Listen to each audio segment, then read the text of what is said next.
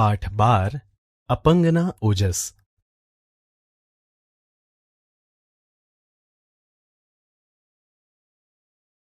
બાળ દોસ્તો, હવે આપણે લેખકના જીવન વિશે પરિચય મેળવીએ. બાળ દોસ્તો, અપંગના ઓજસ એ એક અપંગ પણ હિંમતવાન બાળકની પ્રસંગ કથા છે, જેના લેખક છે શ્રી કુમારપાળ દેસાઈ. તેમનો જન્મ 30મી ઓગસ્ટ 1942ના રોજ અમદાવાદમાં થયો હતો. તેઓ સુરેન્દ્રનગર જિલ્લાના સાયલા ગામના વતની છે. લેખક શ્રી કુમારપાળ દેસાઈ ગુજરાતી ભાષાના અધ્યાપક હતા અને હાલ તેઓ ગુજરાત વિશ્વકોશમાં મુખ્ય કામગીરી સંભાળવાની સાથોસાથ વર્તમાન પત્રોમાં નિયમિત રીતે લોકભોગ્ય શૈલીમાં કટાર લેખન કાર્ય પણ કરી રહ્યા છે. ચરિત્ર, વિવેચન, સંશોધન, ચિંતન, વાર્તા, બાળ સાહિત્ય, અનુવાદ, પ્રૌઢ સાહિત્ય નવલિકા અને ધર્મદર્શન વગેરે જેવા ક્ષેત્રોમાં એમનું નોંધપાત્ર પ્રદાન છે અને આ ક્ષેત્રોમાં એમણે 110 જેટલા પુસ્તકો લખ્યા છે. નાની ઉંમર મોટું કામ, અપંગના ઓજસ, એકાંતે કોલાહલ, શબ્દ સમીપ, જીવનનું અમૃત અને ઝાકળ બન્યું મોતી વગેરે એમના મુખ્ય પુસ્તકો છે. બાળ દોસ્તો, અપંગના ઓજસ પુસ્તકમાં લેખકે અપંગ વ્યક્તિઓની સિદ્ધિઓને આકર્ષક શૈલીમાં રજૂ કરી છે, જે આપણા માટે પ્રેરણાદાયી બની રહે છે. બાળ દોસ્તો, હવે આપણે પાઠનું શ્રવણ કરીએ. 9 વર્ષની નાની ઉંમરે એને બાળ લકવાના રોગે ઘેરી લીધો હતો. લકવાના રોગનો હુમલો એવો તો થયો હતો કે એના શરીરનો એકેય સ્નાયુ એ જાતે હલાવી ચલાવી શકતો ન હતો. સ્નાયુ પરનો એનો કાબુ ચાલ્યો ગયો હતો. હાથ પગ કામ કરતા બંધ થઈ ગયા હતા. એણે પોતાના સ્નાયુઓને ફરી જીવંત કરવા ભારે પુરુષાર્થ આદર્યો. એ સતત મહેનત કરે, કસરત કરે. એણે પાણીમાં કસરત કરવાની પણ શરૂઆત કરી. એમાં વારંવાર થાકી જાય, ક્યારેક પડી જાય, પણ હાર ખાવાની વાત નહીં. ધીરે ધીરે એ લકવાની ઘેરી અસરમાંથી બહાર આવ્યો, પણ એના બંને પગ હજી નિષ્ક્રિય હતા. ઉછળવા, કૂદવા અને રમવાની આ ઉંમરમાં એ આપમેળે ઊભોય રહી શકતો નહીં. ડાક્ટરોએ વધુ સુધારાની આશા છોડી દીધી હતી. એમણે કહ્યું કે આ બાળક કદીએ જાતે પગ હલાવી ચલાવી શકશે નહીં. લાકડાની ઘોડી કે વ્હીલચેર, પૈડાવાળી ખુરશીને સહારે જ જિંદગીભર ચલાવવું પડશે. આ છોકરો નિરાશ ન થયો. એના અંતરમાં તો ઊંડે ઊંડે એક આશા ચમકતી હતી. એણે પોતાના નિશ્ચેતન પગ પર હળવેથી ટપલી મારી અને બોલ્યો, મારા શાંત મૂંગા દોસ્તો, એ વિશ્વાસ રાખજો કે એક દિવસ ચાલી શકશો, દોડી શકશો, જાત જાતના કૂદકાએ લગાવી શકશો. અરે, આકાશને આંબી જઈએ એવા ઊંચામાં ઊંચા કૂદકા પણ મારી શકશો. પણ મારા મિત્રો, ત્યાં સુધી તમે હિંમત હારશો નહીં. હુંય હિંમત નહીં હારું. જોશભેર આટલું બોલતા બોલતા તો નાનકડો વોલ્ટર પોતાનું સમતોલપણું ગુમાવીને એકાએક પથારીમાં ઢળી પડ્યો. વોલ્ટરની આ વાતચીત સાંભળીને એની માતા દોડીને આવી. એણે પૂછ્યું, બેટા, તું કોની સાથે વાત કરતો હતો? માં, મારા પગ સાથે. પગ સાથે? પગ તે કંઈ સાંભળતા હશે? હા માં, મારા પગ ભલે ચાલે નહીં, પણ સાંભળે તો ખરા. એમ? તો તે એને શું કહ્યું? માતાએ આતુરતાથી પૂછ્યું. વોલ્ટરે કહ્યું, માં, મેં એને કહ્યું કે તમે મૂંઝાશો નહીં, ગભરાશો નહીં, સહેજે હિંમત હારશો નહીં. આજે ભલે તમે ચાલી શકતા ન હો, પણ એક દિવસ આપણે જરૂર ઊંચામાં ઊંચા કૂદકા લગાવી શકીશું. શાબાશ બેટા, શાબાશ. તું જરૂર કૂદકા લગાવી શકીશ. તું જરૂર સહુની માફક દોડી શકીશ. જો તું હિંમત નહીં હારે તો તું જે ધારીશ તે કરી શકીશ. વોલ્ટરની માતા પોતાના અપંગ બનેલા પુત્રની હિંમતને બરાબર જગાડતી રહેતી. પોતાના પુત્રમાં સહેજે નિરાશા ન આવે તે માટે સતત પ્રોત્સાહન આપતી. એને દિલમાં શ્રદ્ધા રાખવાનું કહેતી. સાથોસાથ પગ પર માલિશના અને દાક્તરી સારવારના બીજા ઉપચારો તો કર્યા જ કરતી. એકવાર વોલ્ટરના બોમાન્ટ નગરમાં ઊંચા કૂદકાની એક હરીફાઈ ગોઠવાઈ. નાનકડા વોલ્ટરને આ હરીફાઈ જોવાનું મન થયું. લાકડાની ઘોડીના સહારે એ મેદાન પર ગયો. મેદાનમાં ચારે બાજુ છોકરાઓ ઘૂમતા હતા. જુદી જુદી જગ્યાએ જુદા જુદા પ્રકારની હરીફાઈઓ ચાલતી હતી. ક્યાંક ખેલાડીઓ દોડમાં ભાગ લઈ રહ્યા હતા, ક્યાંક ઊંચા કૂદકાની રમત ચાલતી હતી, તો ક્યાંક વાંસ કૂદકાની રમત રમાતી હતી. વોલ્ટર ઊંચા કૂદકાના વિભાગમાં જઈને બેઠો. 2 લાકડીઓ પર એક વાંસ મૂકવામાં આવ્યો હતો. ખેલાડી દોડીને આવતો, વાંસની નજીક આવીને એ પગની ઠેક લગાવતો અને હવામાં તરતો હોય એમ વાંસને ઓળંગી જતો. વોલ્ટર રસપૂર્વક હરીફાઈ જોઈ રહ્યો હતો. એને થયું, લાવ, હું પણ કૂદકો લગાવું. પણ પોતાના સહેજે હાલી ચાલી ન શકતા પગ પર એની નજર પડી. બાજુમાં પડેલી લાકડાની ઘોડી એણે જોઈ. એ નિરાશ થયો. જ્યાં જાતે ચલાતુંય નથી ત્યાં વળી આવો અને આટલો ઊંચો કૂદકો મારવાની વાત કેવી? પણ ત્યાં તો એને એની માતાના શબ્દો યાદ આવ્યા, જો તું હિંમત નહીં હારે તો તું જે ધારીશ તે કરી શકીશ. વોલ્ટર આનંદથી રમત જોવા લાગ્યો. એવામાં એક છોકરાએ કમાલ કરી. એણે સૌથી ઊંચો કૂદકો લગાવ્યો. અગાઉનો વિક્રમ તોડી નાખ્યો. તાળીઓના ગડગડાટથી સહુએ એને વધાવી લીધો. એ વિજેતાનું ઇનામ મેળવી ગયો. વોલ્ટર પણ બેઠો બેઠો જોશભેર તાળીઓ પાડતો હતો. ઇનામ મેળવીને પાછા ફરતા છોકરાને એણે જોયો. એ બરાબર એના જેટલી જ ઉંમરનો હતો. વોલ્ટરને થયું, હું પણ એક દિવસ ચાલીશ, પછી કૂદકા લગાવીશ. એક દિવસ એવોય આવશે કે હું આ પગથી દુનિયાભરમાં ઊંચામાં ઊંચો કૂદકો લગાવીશ. અરે, હું તો વિશ્વ વિક્રમ સ્થાપીશ. વોલ્ટર અપંગ હતો, પણ એનો નિર્ધાર અડગ હતો. એનું તન અપંગ હતું, પણ મન અડીખમ હતું. શરીર નિર્બળ હતું, પણ એનો સંકલ્પ ઘણો બળવાન હતો. એના હૈયામાં એક શ્રદ્ધા હતી, મારું શરીર આજે ભલે અપંગ હોય, પણ એક દિવસ એવો આવશે કે વિશ્વનો કોઈ ખેલાડી મારી બરાબરી કરી શકશે નહીં. મહેનત કરવામાં વોલ્ટરે કશું બાકી રાખ્યું નહીં. ડાક્ટરની નાનામાં નાની સૂચનાનો પૂરેપૂરો અમલ કરતો હતો. એ ધીરે ધીરે કમર સુધીના કેલિપર્સ પહેરીને ચાલવાનો પ્રયત્ન કરવા લાગ્યો. પછી એણે કમરમાંથી પટ્ટો કાઢી નાખ્યો. પછી ઢીંચણ પરનો પટ્ટો કાઢી નાખ્યો. છેલ્લે તો પગના પંજા માટે જ કેલિપર્સનો ઉપયોગ કરવો પડતો. ધીરે ધીરે સ્નાયુઓ મજબૂત થતાં એ કશાનીય સહાય વગર ચાલવા લાગ્યો. આમ કરવા જતાં ઘણીવાર એ પડી જતો, પણ હિંમતભેર ફરી ઊભો થઈ જતો. ધીરે ધીરે વોલ્ટર બરાબર ચાલવા લાગ્યો. એની માતાએ રોપેલી શ્રદ્ધા સાકાર બનવા માંડી.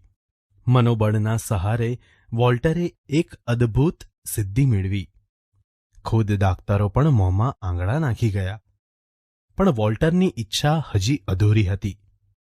એની ઈચ્છા તો ઊંચા કૂદકાની સ્પર્ધામાં વિશ્વ વિજેતા બનવાની હતી. એના શરીરમાં તાકાત આવતી ગઈ. સ્નાયુઓ ચેતનવંતા બનવા લાગ્યા. ધીમે ધીમે એ દોડવા લાગ્યો અને આખરે ઊંચો કૂદકો લગાવવા માંડ્યો. ઊંચા કૂદકામાં પહેલા ધીમેથી દોડ શરૂ કરવાની હોય, પછી ઝડપથી દોડવાનું હોય અને એ પછી પગની ઠેકથી ઊંચો કૂદકો લગાવવાનો હોય. અન્ય રમતો કરતાં આ રમતમાં પગની તાકાતની વધારે કસોટી થાય. વોલ્ટર ધીમે ધીમે આ બધી કળામાં પારંગત બન્યો. વધુને વધુ ઊંચે કૂદવાનો પ્રયત્ન કરવા લાગ્યો. એના બોમાન્ટ નગરની સ્પર્ધાઓમાં એ મોખરે રહ્યો. ટેક્સાસ રાજ્યની સ્પર્ધામાં એણે વિક્રમો સ્થાપ્યા. એની કાબેલિયત જોઈને એના દેશે એને ઓલિમ્પિક સ્પર્ધામાં ભાગ લેવા મોકલ્યો. ફિનલેન્ડ દેશના હેલસિંકી શહેરમાં 15મી ઓલિમ્પિક સ્પર્ધા યોજાઈ. આમાં જુદા જુદા દેશોના ઘણા હરીફોએ ભાગ લીધો. અમેરિકા તરફથી 21 વર્ષનો વોલ્ટર પણ મેદાને પડ્યો હતો. ઓલિમ્પિક એટલે જગતનો સૌથી મોટો રમતોત્સવ. આમાં ઠેર ઠેરથી ખેલાડીઓ આવે. ઓલિમ્પિકમાં વિજય મેળવવો તે ખેલાડીના જીવનની સૌથી મોટી ઈચ્છા હોય છે. ઊંચા કૂદકાની સ્પર્ધા માટે વોલ્ટર મેદાન પર આવ્યો. 2 મીટર અને 5 સેન્ટીમીટરની ઊંચાઈ ધરાવતા વોલ્ટર જેટલો ઊંચો એનો કોઈ હરીફ ન હતો. જગતના ચુનંદા હરીફો એની સામે ખડા હતા. વોલ્ટરનો તો સિદ્ધાંત હતો કે કદીએ હતાશ થઈને કામ છોડવું નહીં, કામ પાર પાડીને જ અટકવું. વોલ્ટરે કશાય સાધનની સહાય વિના દોડીને ઊંચો કૂદકો લગાવ્યો. પરિણામ જાહેર થયું. વોલ્ટર ડેવિસ પ્રથમ આવ્યો. એટલું તો ઠીક, પણ એણે 2 મીટર અને 4 સેન્ટીમીટર જેટલો ઊંચો કૂદકો લગાવીને ઓલિમ્પિક સ્પર્ધામાં નવો વિક્રમ સ્થાપ્યો. આ 15મી ઓલિમ્પિક સ્પર્ધાના પહેલા જ દિવસે પ્રથમ ઓલિમ્પિક વિક્રમ સ્થાપનાર વોલ્ટર ડેવિસ બન્યો. એને સુવર્ણ ચંદ્રક મળ્યો. તાળીઓના ગડગડાટથી વાતાવરણ ભરાઈ ગયું. વોલ્ટરની સિદ્ધિ રમતની દુનિયામાં માન પામી. એનો પુરુષાર્થ લોકોના દિલમાં આદર પામ્યો. આ સિદ્ધિ પછી પણ વોલ્ટર ડેવિસે આનાથી પણ ઊંચા કૂદકા લગાવ્યા. એક બિનસત્તાવાર સ્પર્ધામાં તો એણે 2 મીટર અને 13.5 સેન્ટીમીટરનો ઊંચો કૂદકો લગાવ્યો હતો. વોલ્ટર જીવન અને રમતના મેદાનનો સાચો વિજેતા બન્યો. જે વોલ્ટરને માટે ડાક્ટરોએ કહ્યું હતું કે એ કદી પણ જાતે પોતાના પગ હલાવી ચલાવી શકશે નહીં, એ વોલ્ટર મન અને તનની તાકાતથી જગતમાં ઊંચામાં ઊંચો કૂદકો લગાવનારો માનવી બન્યો. એણે બતાવ્યું કે અપંગ અથવા અશક્ત એ લાચાર કે અસહાય નથી. એ હિંમત ન હારે તો ધારે તે કરી શકે છે. બાળ દોસ્તો, હવે આપણે પાઠને સમજીએ. 9 વર્ષની નાની ઉંમરે એને બાળ લકવાના રોગે ઘેરી લીધો હતો. લકવાના રોગનો હુમલો એવો તો થયો હતો કે એના શરીરનો એકેય સ્નાયુ એ જાતે હલાવી ચલાવી શકતો ન હતો. સ્નાયુ પરનો એનો કાબૂ ચાલ્યો ગયો હતો. હાથ પગ કામ કરતા બંધ થઈ ગયા હતા. એણે પોતાના સ્નાયુઓને ફરી જીવંત કરવા ભારે પુરુષાર્થ આદર્યો. એ સતત મહેનત કરે, કસરત કરે. એણે પાણીમાં કસરત કરવાની પણ શરૂઆત કરી. એમાં વારંવાર થાકી જાય, ક્યારેક પડી જાય, પણ હાર ખાવાની વાત નહીં. ધીરે ધીરે એ લકવાની ઘેરી અસરમાંથી બહાર આવ્યો, પણ એના બંને પગ હજી નિષ્ક્રિય હતા. ઉછળવા, કૂદવા અને રમવાની આ ઉંમરમાં એ આપમેળે ઊભોય રહી શકતો નહીં. ડાક્ટરોએ વધુ સુધારાની આશા છોડી દીધી હતી. એમણે કહ્યું કે આ બાળક કદીએ જાતે પગ હલાવી ચલાવી શકશે નહીં. લાકડાની ઘોડી કે વ્હીલચેર એટલે કે પૈડાવાળી ખુરશી, એને સહારે જ જિંદગીભર ચાલવું પડશે. આ છોકરો નિરાશ ન થયો. એના અંતરમાં તો ઊંડે ઊંડે એક આશા ચમકતી હતી. એણે પોતાના નિશ્ચેતન પગ પર હળવેથી ટપલી મારી અને બોલ્યો, મારા શાંત મૂંગા દોસ્તો, એ વિશ્વાસ રાખજો કે એક દિવસ ચાલી શકશો, દોડી શકશો, જાત જાતના કૂદકાઈ લગાવી શકશો. અરે, આકાશને આંબી જઈએ એવા ઊંચામાં ઊંચા કૂદકા પણ મારી શકશો. પણ મારા મિત્રો, ત્યાં સુધી તમે હિંમત હારશો નહીં. હું હિંમત નહીં હારું. જોશભેર આટલું બોલતા બોલતા તો નાનકડો વોલ્ટર પોતાનો સમતોલપણો ગુમાવીને એકાએક પથારીમાં ઢળી પડ્યો. વોલ્ટરની આ વાતચીત સાંભળીને એની માતા દોડીને આવી. બેટા, તું કોની સાથે વાત કરતો હતો? માં, મારા પગ સાથે. પગ સાથે? પગ તે કંઈ સાંભળતા હશે? હા માં, મારા પગ ભલે ચાલે નહીં, પણ સાંભળે તો ખરા. એમ? તો તેને શું કહ્યું? માં, મેં એને કહ્યું કે તમે મૂંઝાશો નહીં. ગભરાશો નહીં, સહેજે હિંમત હારશો નહીં. આજ ભલે તમે ચાલી શકતા ન હો, પણ એક દિવસ આપણે જરૂર ઊંચામાં ઊંચા કૂદકા લગાવીશું. શાબાશ બેટા, શાબાશ. તું જરૂર કૂદકા લગાવી શકીશ. તું જરૂર સહુની માફક દોડી શકીશ. જો તું હિંમત નહીં હારે તો તું જે ધારીશ તે કરી શકીશ. વોલ્ટરની માતા પોતાના અપંગ બનેલા પુત્રની હિંમતને બરાબર જગાડતી રહેતી. પોતાના પુત્રમાં સહેજે નિરાશા ન આવે તે માટે સતત પ્રોત્સાહન આપતી. એને દિલમાં શ્રદ્ધા રાખવાનું કહેતી. સાથોસાથ પગ પર માલિશના અને દાક્તરી સારવારના બીજા ઉપચારો તો કર્યા જ કરતી. એકવાર વોલ્ટરના બોમાંચ નગરમાં ઊંચા કૂદકાની એક હરીફાઈ ગોઠવાઈ. નાનકડા વોલ્ટરને આ હરીફાઈ જોવાનું મન થયું. લાકડાની ઘોડીના સહારે એ મેદાન પર ગયો. મેદાનમાં ચારે બાજુ છોકરાઓ ઘૂમતા હતા. જુદી જુદી જગ્યાએ જુદા જુદા પ્રકારની હરીફાઈઓ ચાલતી હતી.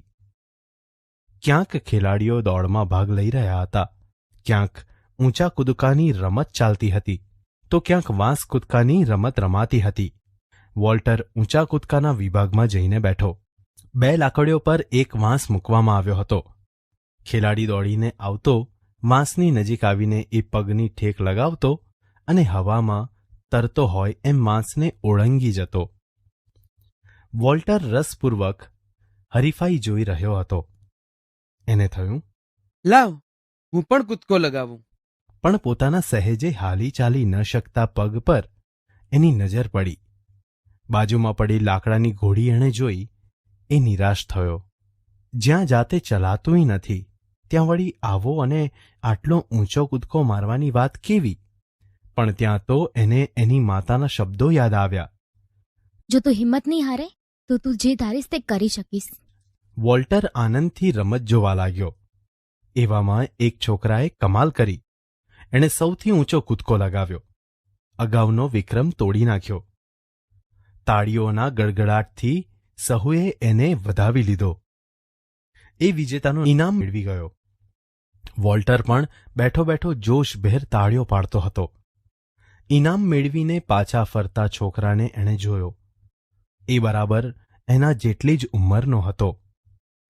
વોલ્ટરને થયું, હું પણ એક દિવસ ચાલીશ, પછી કૂદકા લગાવીશ.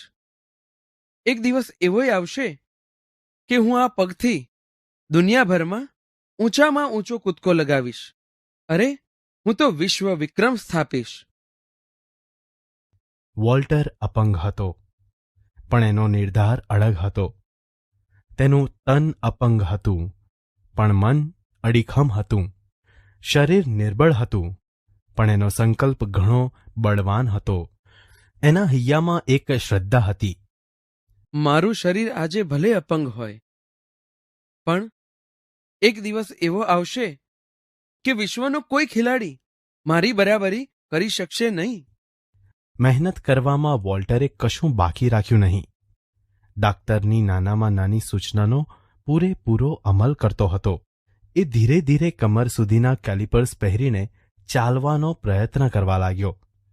પછી એણે કમરમાંથી પટ્ટો કાઢી નાખ્યો.